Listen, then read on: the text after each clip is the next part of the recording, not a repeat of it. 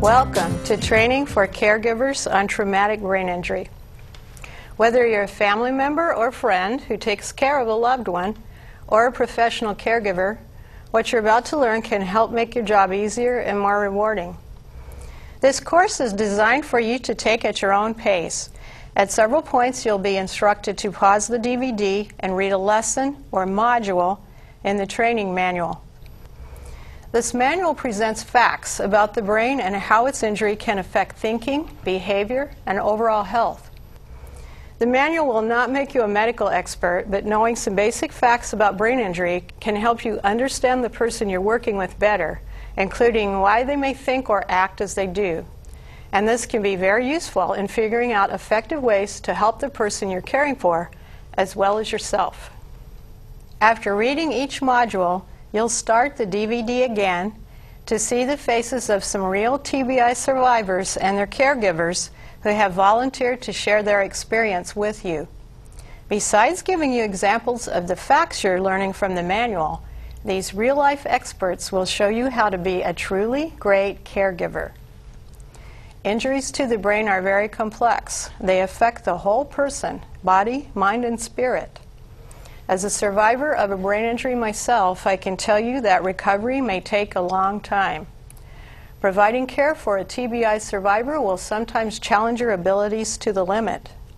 But, as you're about to see, it also can be very interesting and rewarding. So let's get started.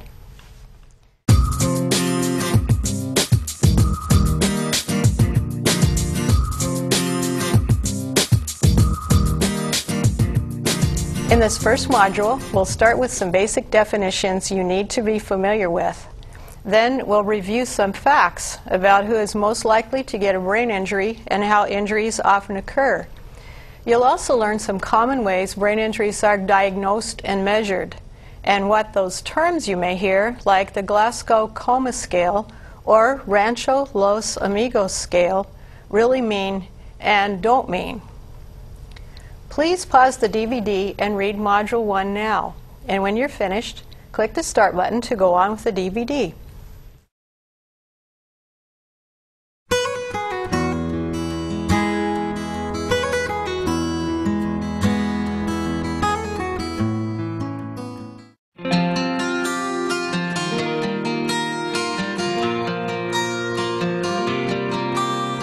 I used to drive semi-truck. And 15 December of 2000, I was delivering in California, and I was walking next to my rig, and a 17-year-old kid hit me with his car. And from the tire skid marks, I figured he was doing about 70 miles an hour. So that pretty much retired me from everything. It's been a life-changing situation, one that most people probably don't understand the depth of, because it's not just one part of your life that changes. It's pretty much every part of the aspects that you've been thinking were normal. We're now not normal anymore.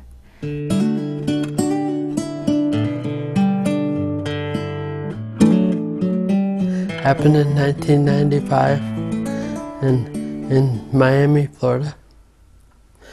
And it's been obviously years, like about 12 or 13 years since the accident happened.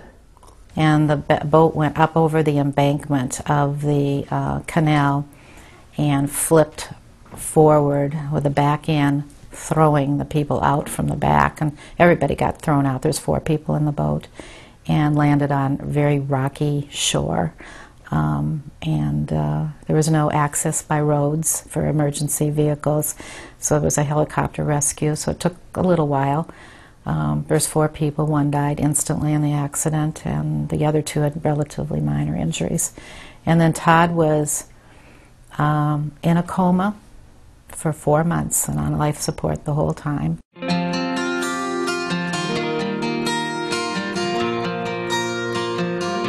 Well, my traumatic brain injury happened on 10/15/02.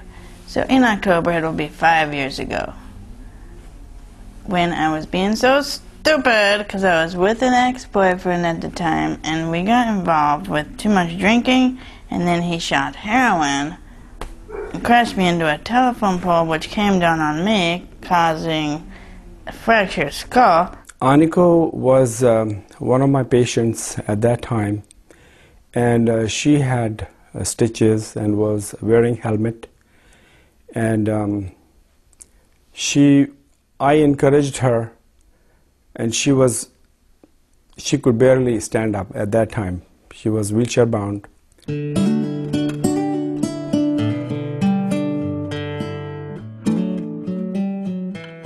I was hanging out with a few of my buddies, and we ended up getting some alcohol. We were saying we're gonna go out and have a fun time, so we got out cruising around, and everyone ended up falling asleep, and I was a little intoxicated, and I tried driving home, and I lived about 18 miles out of town, and probably about maybe 3 miles away from my house, I must have fell asleep, and it was on a straightaway, and I was probably going maybe about 90 or 80, and they said I went out of control and wrecked. At first the EMS people didn't know that it was Otis because he had such facial trauma. They thought it was another kid. The only reason my mom really knew when they were loading him up in the ambulance was he has a tattoo right here that has a CS, and that's how she knew it was him.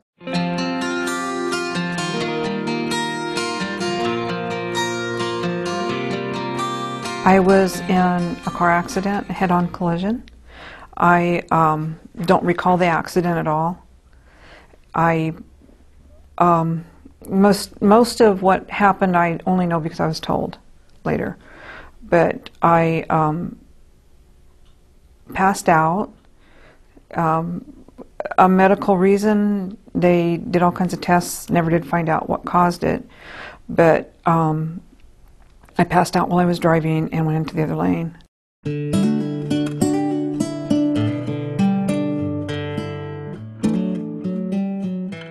And I was involved in concussion while participating in football. Where I remember things is the beginning of the game, we were running pregame warm-ups, and we were split off into 3 different groups, with the wide receivers, the running backs, and the linemen. And I'm a running back, and we were down running routes out of the backfield, catching passes. Well, the wide receivers were running towards us the same way as we were running at them, and my coach threw like a very long, deep route, and I was running down the field, was running a full sprint. Well, I didn't notice a teammate of mine was running at me at full sprint. All that I've seen is I go down to the field, was my son laying down in the ground, and he was having a seizure, and he had bubbles, saliva and bubbles coming out of his mouth, and his eyes were very wide open with he went close, and he wasn't doing anything. As soon as I was just getting to the ground, I closed my eyes, opened my eyes, I'm laying down in a bed, I have no idea where I'm at, I have tubes in my nose help me breathe, an IV in my arm, no idea what was going on, and I started to freak out, and my mom was right there next to my bed, and she just, what's wrong, and I said, I was just playing football, and she goes, no, I was like, yeah, I was just playing football, and she goes, no, that was 2 weeks ago.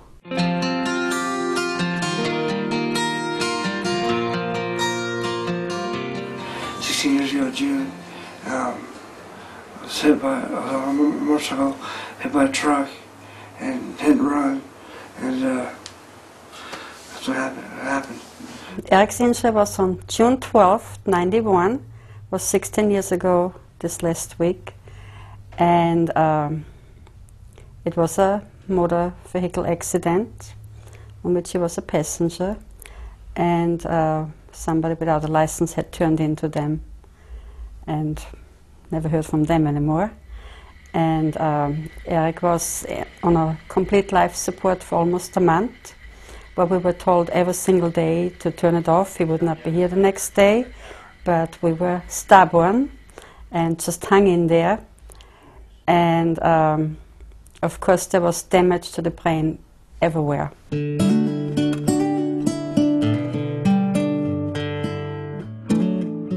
I was in a car accident back in 1966, so it was like 40 years ago. It happened to be the day after Thanksgiving in Kenai, Alaska. I was in a coma for 4.5 months, and I woke up the week of Easter in '67 in San Antonio, Texas. She was basically injured on the right side, but then her left side was involved too.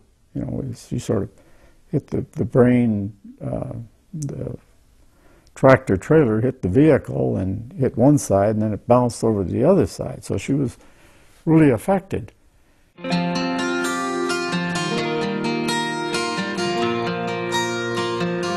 My brain injury was 18 years ago. I had my 18th birthday on June 20th, and one would think 18 years having an injury, you know, what's up with that? One would think he would be over the injury in 18 years, but traumatic brain injury isn't an injury per se, it's a life change.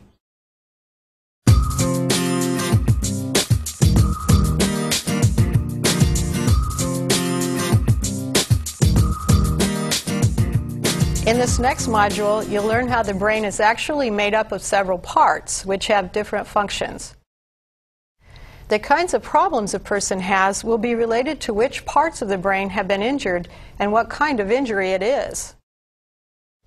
Now don't worry, this doesn't mean after completing this module that you'll be expected to know all the medical details about the person you're caring for. But again, some scientific knowledge combined with what you know of the person from your own experience can make you better at solving problems that arise and at coming up with care strategies that will most benefit the unique individual you care for. Please pause the DVD and read Module 2 now. When you're finished, click the Start button to go on with the DVD.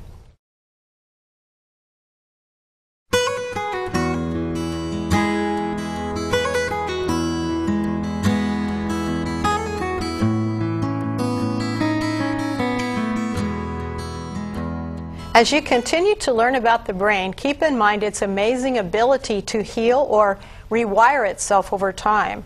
Researchers refer to this self-healing and relearning ability as plasticity. As a caregiver, you can support the brain's natural abilities by providing interesting activities while also making sure goals and challenges are not too far beyond the person's abilities. Here are our experts again to show you how. Every day, from the time he got up until when he went to bed, I would try and work with him on different parts of his life. And we had playing cards that were colored different colors so that we could work on his eyesight. We had memory games that we bought just at the Value Village that were kids' games so we could work on him with short-term memory. And we would try and watch games on TV so that we could learn his speed of processing, get that back up to a normal speed. Because, boy, she trained the heck out of me. I mean, there were times I'm going, why are you doing this all the time? Because it was bugging me. But it's because she wanted me to get better. And I know, had she not persisted the way she was, I wouldn't be like I am now. Let them try and do a lot of the things on their own before you jump in and try and help them. Because they have to learn how to talk on their own. They have to learn how to do their own functioning. And if you're one of those people that wants to move them out of the way and get it done yourself because you can do it faster, try to refrain from that, which was kind of the way I was before too. But I learned that, okay, he doesn't stack the dishwasher the same way that I do, but he's doing it. one of my good friends made a DVD about our senior vacation, our graduate class. We went on a vacation down to San Diego, and she made a DVD, had all the pictures, a big old slideshow, and it helped me out to remember a lot about what I did and how I went down there and enjoyed myself with my graduating class. Walking has been the most rewarding because at first my doctor said, "Oh, I'm so sorry, honey, you're paralyzed, you're never going to walk again." Not true. Now I can walk just fine. So I helped her, with the help of a parallel bars, helped her to stand up and be able to take a step forward. And always encouraged her that every day you walk a little bit and you can improve. Working with him, motor skills. What are the need? Most of the need was to force him to use his left side, his left hand. So with that it was not only a reminder, but instead of just reminding him, no, use the other one. It's like teaching when they were young. It's like, look what you can do with this hand, and try this. How about you, hey, stop here, put this hand here, and reach with your left hand. Everything I did was a learning experience. Could be the simplest thing as playing a game of cards, or memorizing the short term of letters or words, or playing just little individual games helped me, because it not only worked my brain and my thought process and all that stuff, it also helped me with my hand and other disabilities I had at that time. Well, we encourage things. Sometimes that she'll want us to do stuff, and we'll say, well, maybe you might try that, So we try to do that. Have her do as much as possible. Don't do everything for them. If they can, let them see what they can do, and if they're saying, "Let me do it," maybe be there and watch, but don't just always be there to do everything for them. That isn't going to help. I think with any kind of healing, you need a little bit of a push, and that would be robbing the person of that push that they actually need. I know that you need to, the rehabilitation says, then let residents do as much as they can, because then they want to be independent. Of course, that is still there. But what I'm trying to say is, if somebody's trying to do something and getting frustrated, need help, you cannot comb your hair with one hand, you cannot do your ponytail with the one hand. So you rather go out there and help someone. So when physically, if somebody is not able to do something, then you better go out there and help someone, because otherwise then somebody is going to get frustrated or angry, or can lose, can lead to more problems. That's the biggest thing that my mom did when I was there. She listened.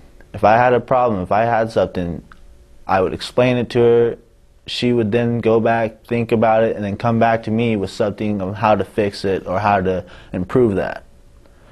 I felt that she listened very well. She was never, even though I was at a big handicap and I wore a blue helmet 24/7 because of my injury, she was there very willing to give any advice she could or help me out in any way possible.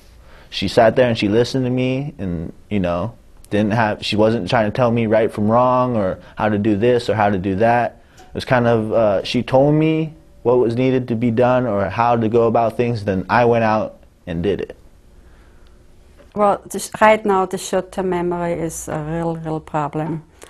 And there was some times where temper was a real problem, and it still is sometimes now when somebody makes him feel like he's mentally retarded, like he's dumb, doesn't know any better.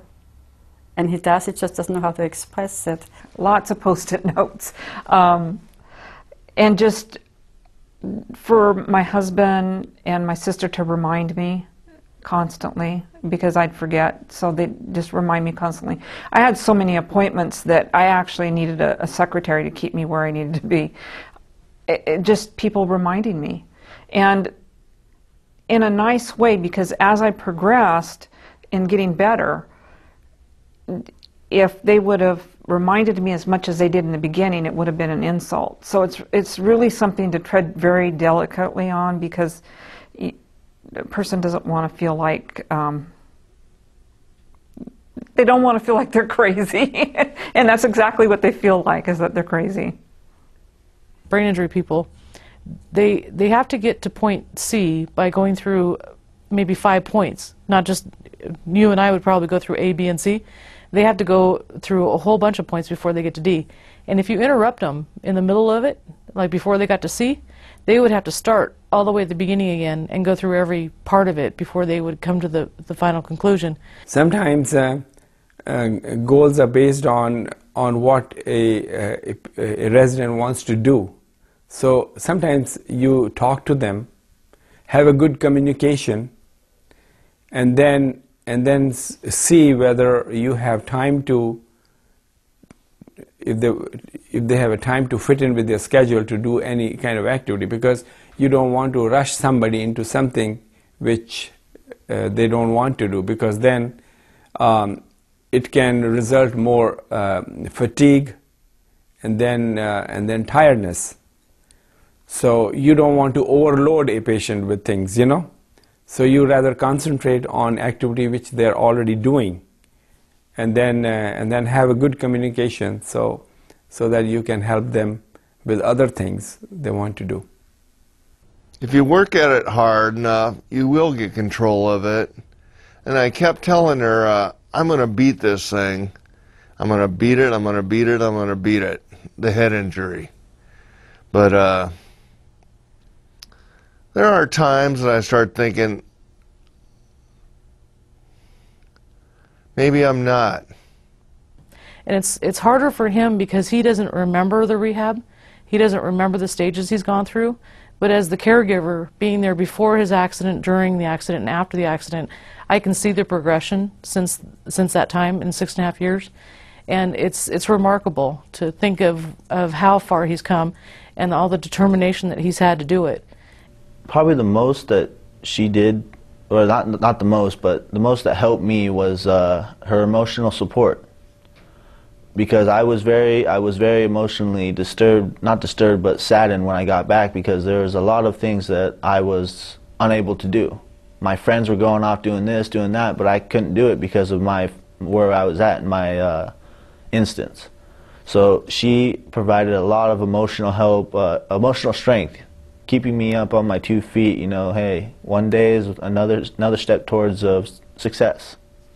I was grieving everything that my life was, and I was grieving not knowing what I was going to be when I was finished healing, or how long it was going to take to heal, how much of me that I would have back, and how much I could still relearn. Well, we've always tried to encourage her, you know, and to, you know, have a positive outlook on things.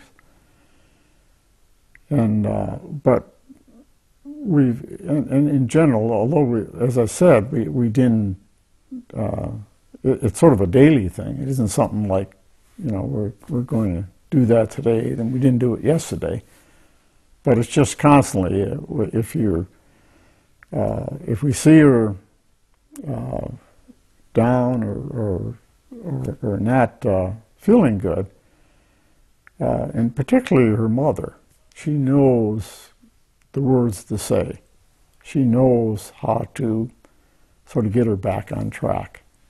By helping the other person you care for be around others like them, talking to them as a person, not as a patient, and participating in their therapies with them. For example, taking a walk around the block with them, or sitting down with them and having a conversation with them, and not saying all the negative things they hear from other people that will really help both the person you care for and you with your relationship. Even if it's a work relationship, you can still benefit from the things that they have persevered through. Every time we had a step of improvement, we got greedy and wanted the next step. And, you know, we really worked hard. And, but what I want to say, it is possible that doctors make mistakes too and don't know everything, and a person can wake up. So we have to have lots and lots of patience and don't give up immediately. That's what I would say. I think I would have to tell them just be patient and take your time, because it might take a while. But eventually, that person will work it out and be good. Yeah, they'll get there. Well, I think the thing is it's patience. You know, that's if something isn't working or something isn't working right, you know, the best thing I can come up with is just stop what you're doing and sort of back off, and then, you know, maybe take another run at it later. On a scale of 1 to 10, I would definitely say 11. Yeah, that's how important.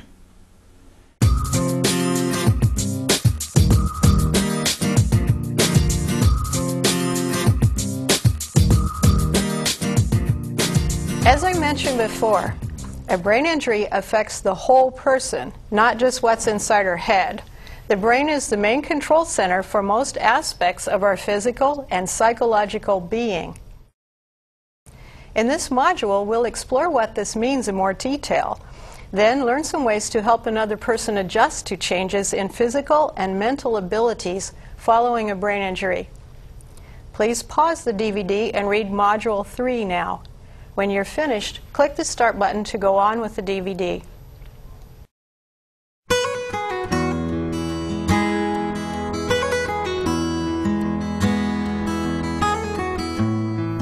Previously, you were introduced to our volunteer experts. Now, some of them will talk about how important it can be to help a survivor find something they're able to do and that they absolutely love. For some survivors, this means getting back an ability they had before brain injury. For others, it can be finding new activities or friends to match the new persons they've become.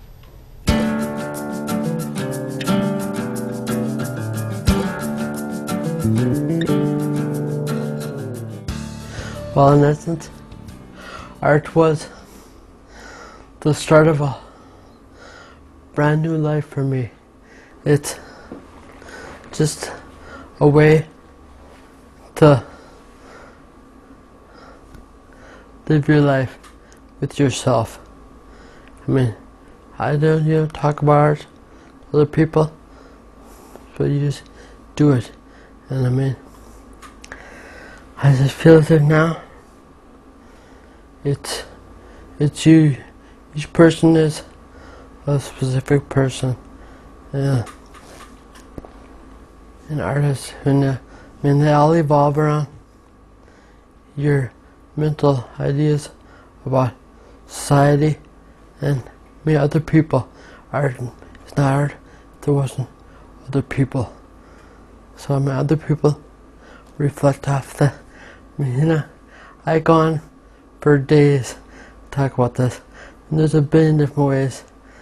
Yeah, you know, that art could be considered.